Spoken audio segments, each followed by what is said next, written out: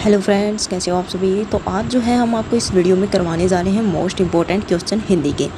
तो जैसे कि जो एग्ज़ाम सभी आने वाले हैं एसएससी सीपीओ 2024 के जो है 27 से 29 जून को जो है एग्ज़ाम होंगे। एसएससी सीएचएसएल के 1 से 5 जुलाई को और 8 से 11 जुलाई तक चलेंगे। एसएससी एमटीएस के भी होने वाले हैं, एसएससी सीजीएल के और SSC stenographer grade C and D. तो ये ऑल पोस्ट जितने भी हमने आपको बताए हैं उन सब के लिए जो है ये इम्पोर्टेंट हिंदी के क्वेश्चन हैं। हिंदी आपको पता है हर एग्ज़ाम्स में आई जाती है, तो ये मोस्ट इंपॉर्टेंट क्वेश्चन जो है आज हम आपको इस वीडियो में करवाने जा रहे हैं। तो वीडियो को लास्ट तक ज़रूर देखना और स्किप मत करना। तो चलिए पहला क्वेश्चन की ओर जाते हैं। तो पहला क्वेश्चन है बहू को बुलाइए। इस वाक्य को बहुवचन में शुद्ध करके लिखने से होगा। बहुवचन में शुद्ध करके लिखना है। तो जैसे पहला ऑप्शन पढ़ते हैं, बहुओं को बुलाइए। दूसरा है बहुए को बुलाइए, बहुओं को बुलाओ, बहुओं को बुलाइए। तो देखा जाए तो ये सभी ही बहुवचन है, बहुए बहुओं, लेकिन शुद्ध करके लिखना है, मतलब कौन सा जो है वाक्य जो है शुद्ध होगा। तो ध्यान से पढ़ने पर पता चलता है। देखिए जैसे ऑप्शन नंबर डी को एक बार ध्यान से देखिए, बहुओं को बुलाइए। इसमें है बहुओं को बुलाएं, यानी बुलाएं एक के लिए हो गया। बहुओं को बुलाओ, ये एक शुद्ध नहीं हुआ है। बहुए को बुलाइए, ये भी शुद्ध नहीं हुआ। ऑप्शन नंबर डी इसका करेक्ट हो जाएगा, बहुओं को बुलाइए। तो ऑप्शन नंबर डी आ जाएगा इसका करेक्ट आंसर। नेक्स्ट क्वेश्चन देखिए, क्वेश्चन नंबर 2, विकास डैश है। रिक्त स्थान के लिए उचित अकर्मक क्रिया चूज करनी है। तो ऑप्शन है सोता, सोते, सुलवाता या सुलाता। अकर्मक क्रिया तो पहले हम बता देते हैं अकर्मक क्रिया होती क्या है। अकर्मक क्रिया क्या होती है? अकर्मक क्रिया वह क्रिया जिसमें कर्म नहीं होता है। इसके नाम से अगर आपको पढ़ते हैं तो अकर्मक क्रिया कौन सी होती है? जिसमें कर्म नहीं होता है, कर्म नहीं होता है,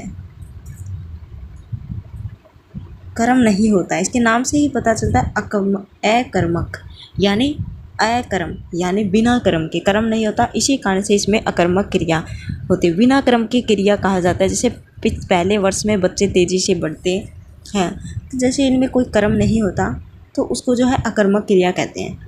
तो अभी देखिए विकास डैश है रिक्त स्थान के लिए उचित अकर्मक। तो ऑप्शन क्या हो जाएगा? सोता है, सोते हैं, सुलवाता है या फिर सुलाता है। तो अगर हम देखते हैं सुलवाता अगर हम लिखें तो ये एक कर्म हो गया, सुलाता भी एक कर्म हो गया।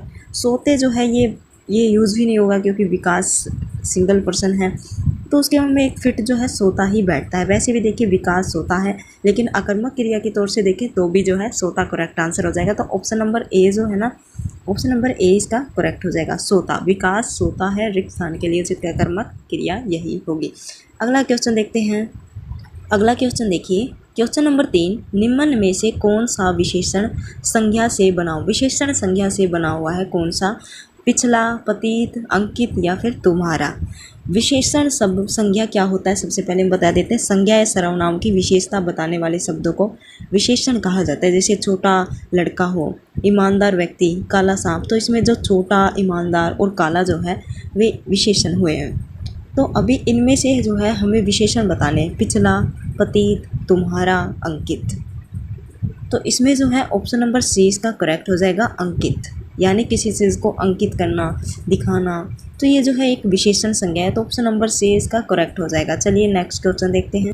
क्वेश्चन नंबर 4 देखिए, धोबी का कुत्ता, न घर का न घाट का लोकोक्ति का सही अर्थ बताओ। ये लोकोक्ति वाले जो है क्वेश्चन 2 से 3 नंबर के आते हैं, तो इनको जो है लोकोक्ति ईजी भी होती है, इनको अच्छे से एक बार पढ़ लेना, और ये भी ज़्यादा मुश्किल नहीं होती, अच्छे नंबर दिला सकती है आपको। तो धोबी का कुत्ता, न घर का न घाट का, कई बार हम डेली यूज़ में भी यूज़ करते हैं इसका। तो जैसे अनुपयोगी होना, महत्वहीन होना, विपत्ति में पड़ना, कहीं ठोर ठिकाना नहीं। तो इससे तो साफ जाहिर होता है कि अगर वो कुत्ता घर का भी नहीं है, घाट का भी नहीं, यानी कहीं ठोर ठिकाना नहीं, तो ऑप्शन नंबर डी जो है इसका करेक्ट आंसर आ जाएगा। ऑप्शन नंबर डी इसका सही हो जाएगा। अगला क्वेश्चन देखिए, निम्नलिखित में से किस वाक्य में आसन भूतकाल है? आसन भूतकाल होता क्या है? सबसे पहले तो ये बता देते हैं हम आपको। आसन भूतकाल वो होता है क्रिया के जिस रूप में काम जो होता है वो भूतकाल से शुरू होकर अभी अभी समाप्त हुआ हो, उसे कहते हैं। जैसे ममता अभी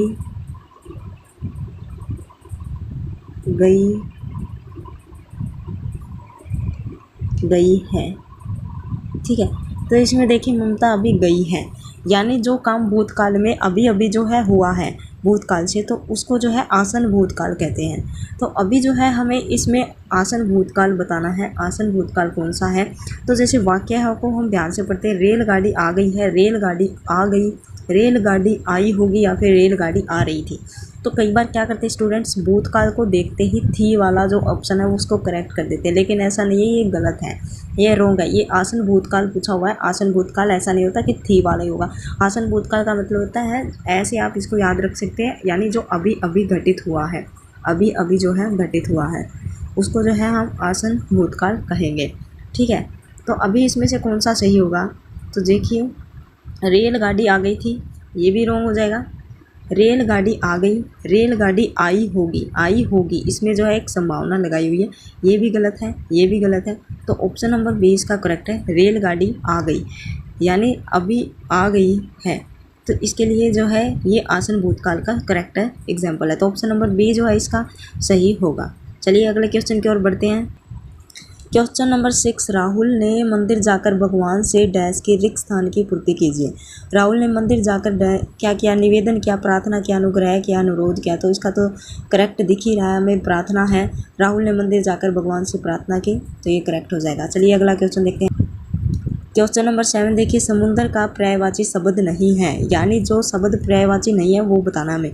पयोदी हो गया, रत्नाकार हो गया, जल्दी हो गया, पिक हो गया। तो इनमें से कौन सा जो है वो समुद्र का पर्यायवाची नहीं है, यानी 3 जो है वो समुद्र के पर्यायवाची है। तो पयोदी जो है वो भी समुद्र का पर्यायवाची है, रत्नाकार भी, जल्दी भी। बचा कौन? बचा पिक। पिक जो है करेक्ट आंसर हो जाएगा, पिक जो है पर्यायवाची नहीं है। अगला क्वेश्चन है, गत का पर्यायवाची शब्द नहीं है। सबसे पहले हम बता देते हैं गत होता क्या। गत का मतलब होता है या तो जैसे कोई समय जो है हमारा बीत गया उसको भी गत कहते हैं, भूतकाल को भी गत कहते हैं, इस तरह के इनको जो है गत कहते हैं। तो अभी हमें ये जो शब्द पर्यायवाची नहीं है इसका वही बताना है। व्यतीत हमने बता दिया था, भूत भी हमने बता दिया, यानी ये दोनों तो है। विगत का मतलब विगत ही होता है, तो ये भी इसका पर्यायवाची ये भी है। तो रसाल जो है ना, रसाल का मतलब क्या होता है? रस से भरा हुआ, मीठा, तो इसको रसाल कहते हैं, यानी अलग चीज़ हो गई। तो ऑप्शन नंबर बी जो है इसका करेक्ट हो गया। गत का पर्यायवाची कौन सा नहीं है? रसाल नहीं है। अगला क्वेश्चन देखिए, निम्नलिखित में से संख्या पूर्व पद समास है। पूर्व पद मीन्स पहला पद जो है वो संख्या वाला है, तो इनमें से हमें चूज़ करना है। और इसको क्या कहते हैं? संख्या पूर्व पद वालों को जो है द्विगु समास कहते हैं, द्विगु समास, द्विगु समास कहते हैं। ठीक है, तो द्विगु समास में बताना, इसमें से नीति मुक्त हो गया, चंद्रमुख हो गया, विद्यारत्न हो गया, त्रिभुवन हो गया। तो इसमें से दिख ही रहा है जो त्रिभुवन है यही हो गया। ऑप्शन नंबर डी जो है इसका करेक्ट हो गया। त्रिभुवन संख्या पूर्व पद है, एक द्विगु समास है। चलिए अगला क्वेश्चन की ओर जाते हैं। अगला क्वेश्चन देखिए, गति शब्द का अर्थ नहीं है। थोड़ी देर पहले हमने किया था गत, गत का क्या था? विगत हो गया, कोई भूतकाल हो गया, या फिर जो कोई टाइम बीत गया उसको जो है हम गत कहते हैं। अब ये आगे है गति, इसका अलग मीनिंग है। गति का मतलब कितनी गति से चल रही है गाड़ी, और जैसे गति देना किसी चीज़ को, तो इस प्रकार जो है कैसी गति है। कई बार जो है हालत पूछने के लिए भी हम गति का यूज़ करते हैं कि कैसी गति है। पहुंच भी हो जाती है, मोक्ष भी कई बार जो है गति को कहा जाता है। तो बचा क्या? गोष्ठी, यानी गोष्ठी जो है इसका करेक्ट आंसर होगा। गोष्ठी जो है गति का शब्द का अर्थ नहीं है। और गोष्ठी होता क्या है? गोष्ठी होता है मंडली, मंडली। कई जो लोग जो है लोगों का समूह जिसे बोलते हैं, लोगों का समूह, उसको जो है लोगों का समूह बोलते हैं। तो ऑप्शन नंबर डी इसका करेक्ट हो जाएगा, गोष्ठी। चलिए नेक्स्ट क्वेश्चन की ओर बढ़ते हैं। क्वेश्चन नंबर 11, ई जमा ऊ योग से किस संधि का निर्माण होता है? संधि के क्वेश्चन हर बार एग्जाम्स में, और जितने भी एग्जाम है सभी में पूछे जाते हैं। तो ई और ऊ के योग से किस संधि का निर्माण होता है? यण संधि, गुण संधि, दीर्घ संधि या वृद्धि संधि? तो इसका करेक्ट आंसर आएगा यण संधि। ऑप्शन नंबर ए इसका करेक्ट हो जाएगा। चलिए नेक्स्ट क्वेश्चन। उत्जमालास का संधि शब्द क्या है? उत्जमालास संधि का जो है शब्द बताना है। उल्लास, उतलास, उत्साह और उत्सव। तो उत्जमालास का संधि शब्द होगा उल्लास, उल्लास। ऑप्शन नंबर ए इसका करेक्ट हो जाएगा। नेक्स्ट क्वेश्चन देखते हैं। क्वेश्चन नंबर 13 देखिए, चांदनी का पर्यायवाची शब्द नहीं है। जुनहाई, ज्योत्सना, कौमुदी या फिर अन्नपूर्णा। चांदनी का पर्यायवाची शब्द नहीं है। तो जैसे जुनहाई, ज्योत्सना, कौमुदी जो है सारे चांदनी के जो है मीनिंग हैं। लेकिन अन्नपूर्णा, अन्नपूर्णा का मतलब होता है जो अन्न की जो पूर्ण होती है, जो माता भी कहते हैं अन्नपूर्णा, तो अन्नपूर्णा जो इससे अलग है, यानी ये जो है इसका अर्थ चांदनी का पर्यायवाची नहीं हुआ। जो जुनहाई, ज्योत्सना और कौमुदी तीनों चांदनी के पर्यायवाची शब्द हैं। नेक्स्ट क्वेश्चन देखिए, क्वेश्चन नंबर 14 देखिए, दिए गए वाक्यांश के लिए समासिक पद का चयन कीजिए। समासिक पद बताना है। क्या वाक्य है? जीवन से मुक्त। जीवन से मुक्त का क्या मतलब हुआ? जीवन मुक्ति, जीव मुक्त, जीवन मुक्त या फिर जीवन मुक्त, इनमें ऊ का डिफरेंस है बस। तो इसमें क्या होगा? ऑप्शन नंबर डी इसका करेक्ट हो जाएगा, जीवन मुक्त। जीव से मुक्त यानी जीवन से मुक्त। ऑप्शन नंबर डी इसका करेक्ट हो जाएगा। नेक्स्ट क्वेश्चन देखिए, दीपा गर्मी डैश घबरा गई। दीपा गर्मी के डैश घबरा गई, मारे द्वारा अनुसार कारण। तो बिल्कुल इजी क्वेश्चन है ये। तो कारण अगर हम फिट करेंगे तो दीपा गर्मी के कारण घबरा गई, तो यहाँ पे कारण ऑप्शन नंबर डी जो है इसका करेक्ट हो जाएगा। बिल्कुल सिंपल क्वेश्चन था ये तो।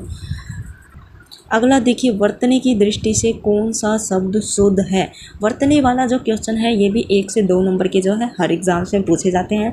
तो अपनी जो है लैंग्वेज और हिंदी की वर्तनी को जो है अच्छे से सुधार लीजिए, क्योंकि ये बहुत काम आने वाली है। आपके 1 से 2 नंबर आपके बनवाएंगी ये एग्जाम में।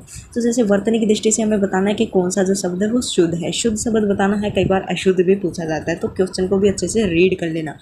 तो जैसे अभी क्वेश्चन दे रखा है डोका, दरिद्र, दरिद्री और धात्री, तो इनमें से जो है हमें शुद्ध बताना है, यानी जो सही है। तो जैसे धोखा भी गलत है, दरिद्री भी गलत है, धात्री भी गलत है, तो दरिद्र ऑप्शन नंबर बी जो है इसका करेक्ट आंसर हो जाएगा। Option number B, option number B इसका करेक्ट हो गया। अगला क्वेश्चन देखिए, क्वेश्चन नंबर देखिए 17, दिए गए शब्द युगम का अर्थ बताना है। किसका? धरा और धारा का। धरा और धारा दोनों का जो है ऑप्शन दिए हुए हैं हमें। पृथ्वी या नदी, पृथ्वी या लहर, पृथ्वी या प्रवाह, धरती या लहर। तो धरा का अर्थ क्या होता है? धरती होता है, पृथ्वी होता है, धरती भी कह सकते हैं हम, और पृथ्वी। धारा क्या होती है? धारा जो होता है प्रवाह होता है, यानी पृथ्वी और प्रवाह। ऑप्शन नंबर सी इसका करेक्ट हो जाएगा। धरा, धारा, पृथ्वी और प्रवाह। चलिए अगला क्वेश्चन देखते हैं। एक और क्वेश्चन देखिए, शुद्ध वर्तनी का आ गया। शुद्ध वर्तनी का चयन करना है। तो अभी इन 4 ऑप्शन है, आपको शुद्ध जो है, जो वर्ड जो शुद्ध दिखता है, जो जिसमें कोई भी गलती नहीं हो, तो उसको जो है करेक्ट में टिक करना है।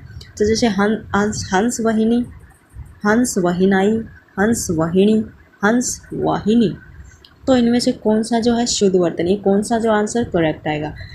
तो ऑप्शन नंबर बी इसका करेक्ट आएगा, अंश वाहिनी। ऑप्शन नंबर बी इसका करेक्ट आंसर है।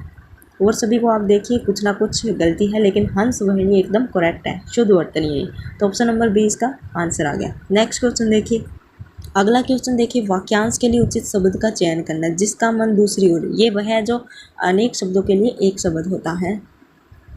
जिसका मन दूसरी ओर हो, दुश्मन हो, अनमन है, अन्यमनस्क है या फिर बेमन है। जिसका मन दूसरी ओर हो। अनमन क्या हो? दुश्मन तो बिल्कुल भी नहीं होगा, दुश्मन तो। अनमन क्या होता है? अनमन करना, यानी किसी चीज़ को मना कर देना। बेमन होता है, यानी उसका कोई मन ना हो। अन्य मनसक, यानी जो हमारा मन है वो कहीं और हो। तो यही तो इसमें पूछा गया है, जिसका मन दूसरी ओर हो, अन्य मनसक कहेंगे उसको। ऑप्शन नंबर सी इसका करेक्ट हो जाएगा, अन्य मनसक, जिसका मन दूसरी ओर हो। कौन क्या हो जाएगा? अन्य मनसक। ऑप्शन नंबर सी इसका करेक्ट हो जाएगा। नेक्स्ट क्वेश्चन देखिए, क्वेश्चन नंबर 20, उथला शब्द का विलोम शब्द बताए। उथला, उथला शब्द का बनाना है। ऊपर, सुथला, गहरा, पुथला। तो उथला होता क्या है? किसी चीज़ को उथल देना, ठीक है। अभी हमें इसका विलोम बताना है। विलोम मीन्स उल्टा, उल्टा हमें जो है इसका उल्टा आंसर देना है। तो जैसे ऊपर, ऊपर का मतलब तो ऊपर हुआ। गहरा मीन्स गहराई।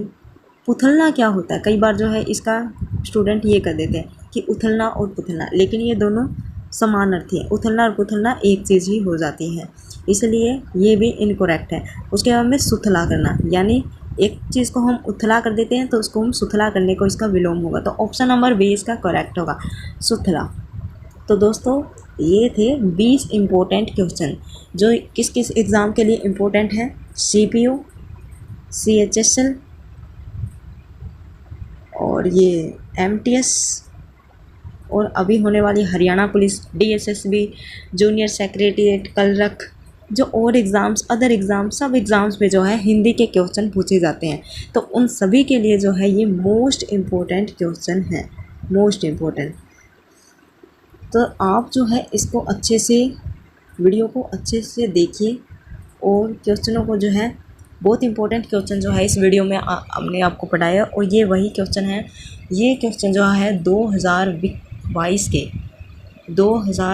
के जो है क्वेश्चन पेपर से उठाए गए हैं। DSSB कलरक जूनियर असिस्टेंट का जो एग्ज़ाम हुआ था 2022 के, उसमें से क्वेश्चन जो उठाए गए हैं। और SSC जो है क्वेश्चन को रिपीट कर देती है, तो हिंदी के इस लेवल के क्वेश्चन आएंगे। आपको जो है इसमें आपको तरीका पता चल जाएगा कि किस किस तरह के क्वेश्चन आते हैं।